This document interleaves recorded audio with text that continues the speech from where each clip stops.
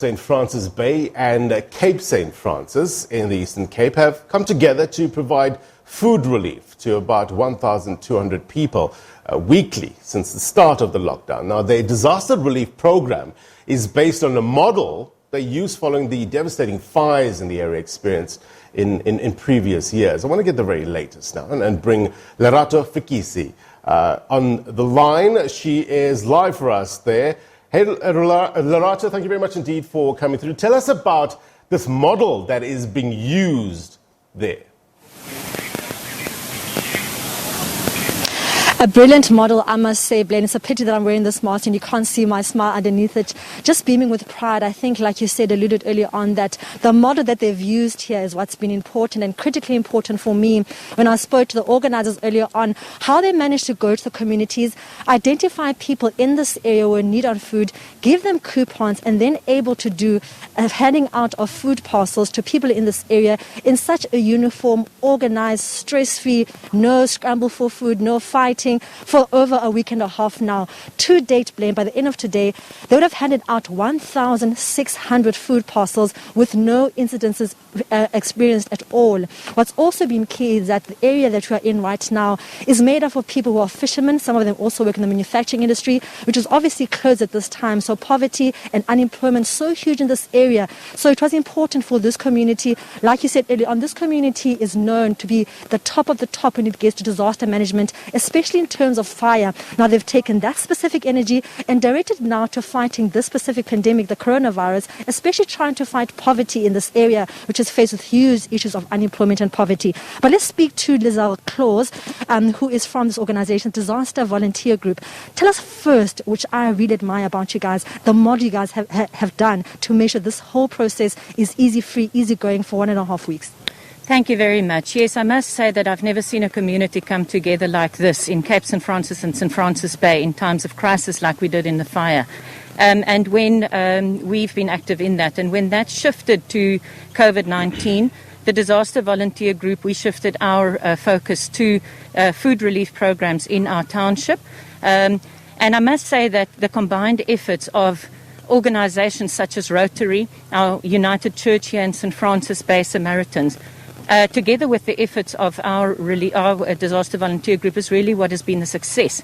We can't, of course, do this without the help of people on the ground. And that means identifying willing people, absolutely people who are committed to feeding the people around them, to be able to make all of this happen. And for that, we identified volunteers on the ground. They are community leaders, and we usually work with them. I think one of the big successes of this program is that we are apolitical.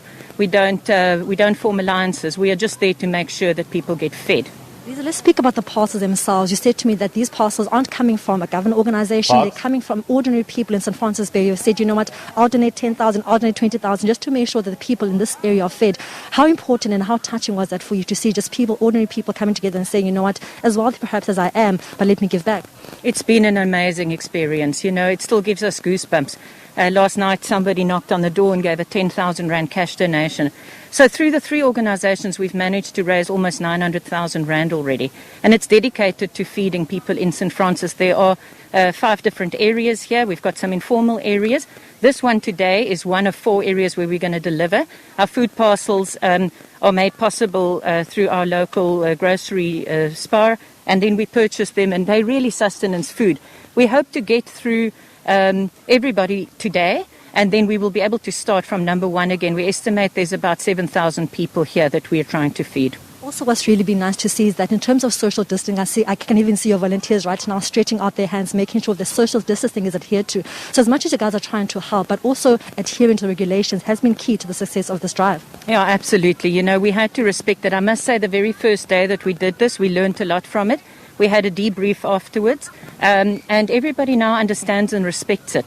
I must say, in our community of Sea Vista here, I think that the success of this is because people are actually receiving food parcels. I worry about areas where it's taking longer to get food to the people and that they will become restless. But right here, as you can see, this is how it goes every time we deliver. It's respectful. People are grateful. So yeah, it's a success story. And lastly, Liz, I saw that you have a food parcel actually here with me, and I just want to just take me through exactly what's in the food parcel. Obviously, you're saying that nutrition is key as well at this time. So just take us briefly exactly what exactly does your food parcel comprise of, and also in terms of numbers, you said that it's not costing 1,000 rand, it's actually 200 rand, and it's also helped you guys to get more food parcels out. Absolutely. You know, we wanted to make this as economical as possible while still supplying people with good food. And as you can see, it's sustenance meal. We've got maize meal, flour, sugar, oil, and we've also been gifted every time with fish from Belobi. So I must say, we're really just blessed. And again, it's just coming from the good hearts of people. We have had no government subsidies or government donations at all. It's just the good hearts of people who want to make sure their community is looked after. Well, that was Liesl Claus coming from the Disaster Volunteer Group, just speaking about the importance of what ordinary citizens can do to ensure that people's lives are changed. So, Blaine, like the saying goes, that every single cloud has a silver lining. Back to you in studio. Yeah, you know, Lerato, the measure of solace that you can get to take from this pandemic is that there are people who are willing to help, and we thank them and all the others that are doing their level best in order to try and help the needy in this pandemic. Lerato Fekisi live for us there. Thank you very much indeed.